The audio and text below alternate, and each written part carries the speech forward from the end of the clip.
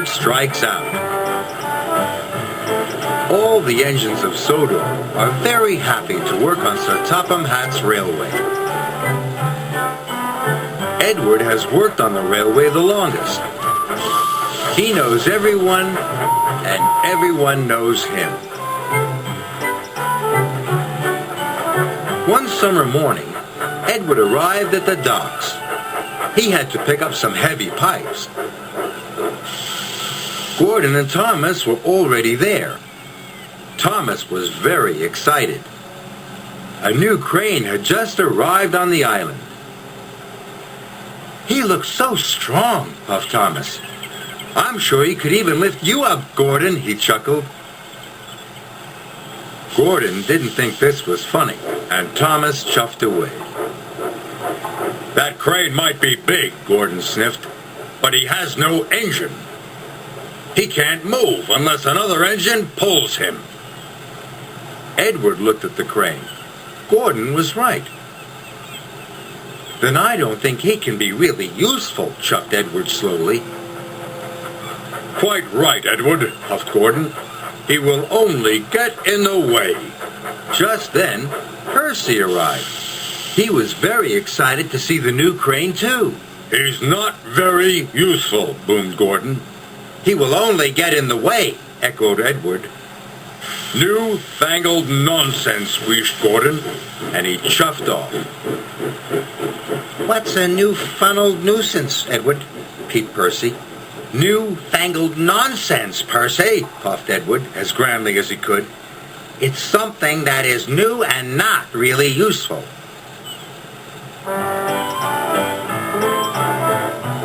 Edward's freight cars were right next to the new crane.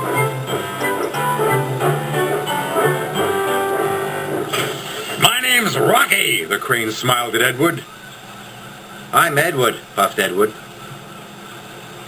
"Can I come with you?" asked Rocky. "I could help you with those heavy pipes." "I don't need your help," sniffed Edward. "New-fangled nonsense." And he puffed off quickly, before the pipes had been properly tied down.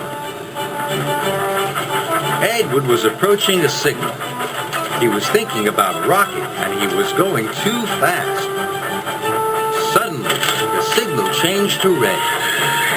Edward screeched to a stop, but the sides of the freight cars collapsed. Steel pipes toppled all over the tracks. "Bust my buffers!" puffed Edward. He looked at the heavy pipes and wondered what to do. Thomas had said Rocky was very strong. "New-fangled nonsense," huffed Edward, and he asked his driver to telephone for Harvey. Harvey puffed and chuffed as fast as he could to the rescue. Harvey started to move the pipes, but the pipes were heavy. He could only lift them one by one. "This is going to take me a very long time," gasped Harvey. Just then, Thomas and Emily arrived. They saw the pipes. "We have to get through," tooted Thomas. "Why don't you go and get Rocky?" "No, no," whistled Edward. "Harvey is doing a fine job. We must be patient." "I don't like being patient," pouted Emily. "We have a very important job to do." Then they heard Gordon. He was going fast. Then there was trouble. Gordon hit the pipes with a loud crunch. He came off the tracks. It was a terrible mess. "I can't lift Gordon," sighed Harvey. "He's too heavy."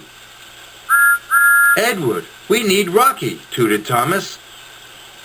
Gordon sniffed. "New-fangled nonsense." But Edward knew this was a disaster, and he knew that Harvey couldn't lift Gordon. There was only one thing to do. "I'll go and get Rocky," Edward wished, and he raced off. Edward steamed into the docks. "Rocky, we need your help," he whistled. "It's an emergency." "I'm ready and waiting, Edward," whistled Rocky happily. So Edward buffered up to Rocky, and together they left for the junction. Go get him, Edward!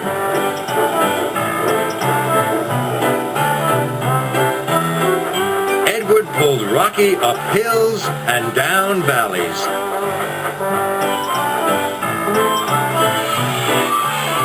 Everyone cheered and waved at them.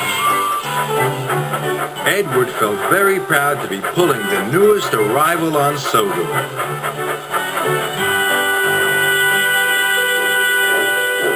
Edward soon pulled up with Rocky. I can fix this, Rocky smiled.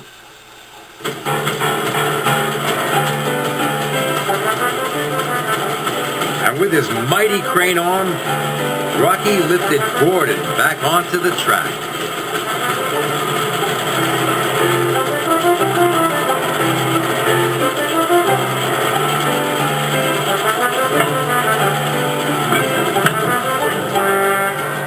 Gordon was surprised. Thank you, Rocky, he huffed. Good work. Then Rocky lifted all the pipes off the rails. The job was done in no time. Gordon and Edward were very impressed. I was silly to think you were newfangled nonsense, wheezed Edward to Rocky. You might be new, but you're also really useful. Welcome to our island. And everyone tooted and cheered for Rocky.